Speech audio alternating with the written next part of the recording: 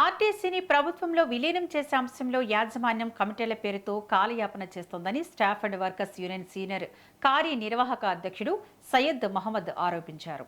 హైదరాబాద్లోని నారాయణగూడలో నిర్వహించిన సమావేశంలో యూనియన్ ప్రధాన కార్యదర్శి జక్కల మల్లేష్ గౌడ్తో కలిసి సయ్యద్ మహమ్మద్ మాట్లాడారు.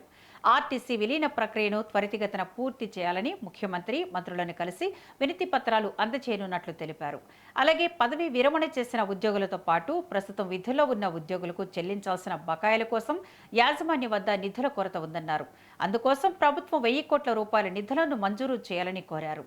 ఇటీవల సమ్మె విషయంలో ఆత్మ బలిదానం చేసుకున్న ఆర్టీసీ ఉద్యోగి శంకర్ గౌడ్ కుటుంబానికి అండగా నిలవాల్సిన బాధ్యత ప్రతి కార్మికుడిపై ఉందని సయ్యద్ మహమ్మద్ సూచించారు.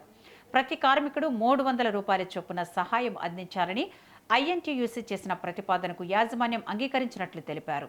డిపోల వద్ద అందుబాటులో ఉన్న సమ్మతి పత్రాలపై ప్రతి ఉద్యోగి సంతకం చేసి బాధిత కుటుంబానికి ఆర్థిక సహాయం అందించాలని యూనియన్ నాయకులు విజ్ఞప్తి చేశారు.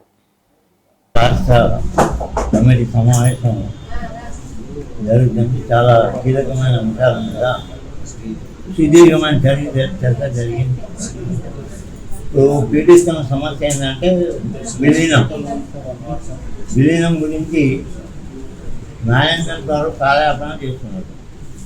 అవో సబ్ కమిటీ, ఇవో సబ్ కమిటీ, ఈ సబ్ కమిటీలో పెట్టి విలీనం ఇచ్చిన తొక్కి పడదామనే ఉద్దేశం కనబడుతుంది.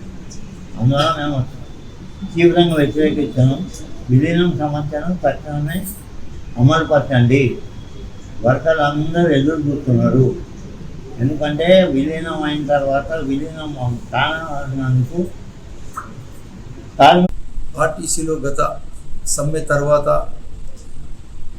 అప్పుడున్నటువంటి మంత్రివర్గం మరి యూనియన్ కావాలా విలీనం కావాలా అని ఒక సందిగ్ధమైనటువంటి పరిస్థితి ఏర్పాటు చేసినప్పుడు మరి అందరూ కూడా సందిగ్ధంలో తరుణంలో మళ్ళీ ముఖ్యమంత్రి గారు మే 1వ తారీఖు నాడు మీటింగ్ పెట్టి మీకు యూనియన్ కావాలా విలీనం కావాలని అడిగితే అన్ని సంఘాలు కూడా విలీనానికి ముప్పు చూపుతూ లెటర్లు ఇవ్వడం జరిగింది.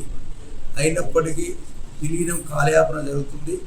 దాన్ని ముందుకు తీసుకెళ్లాలనే ఉద్దేశంతో ఈరోజు ఐఎన్టీ రాష్ట్ర కమిటీ ఏర్పాటు చేసుకొని తీర్మానాలు చేసి అన్ని గవర్నమెంట్కు కలిసి మేము వివరించడం జరుగుతుంది. అదేవిధంగా సమ్మె కాలంలో మేము జరిగిన ఒప్పందంలో 2017కు సంబంధించినటువంటి ఏరియర్స్ అన్ని రిటైర్మెంట్ ఉద్యోగులకు మరి ఇప్పుడు ఉద్యోగులు రావాల్సిన తరుణంలో మొన్న జరిగిన చర్చలలో ఈడీ హై లెవెల్ కమిటీతో యూనియన్లతో చర్చలలో డబ్బులు లేవు. దాదాపు 1000 కోట్ల గ్రాంట్ ఇస్తే తప్ప ఈ ఏరియాస్ ఇచ్చే పరిస్థితులు లేవు అని కుండ బద్దలు కొట్టినట్టు మేనేజ్మెంట్ తోటి యూనియన్ ఘర్షణ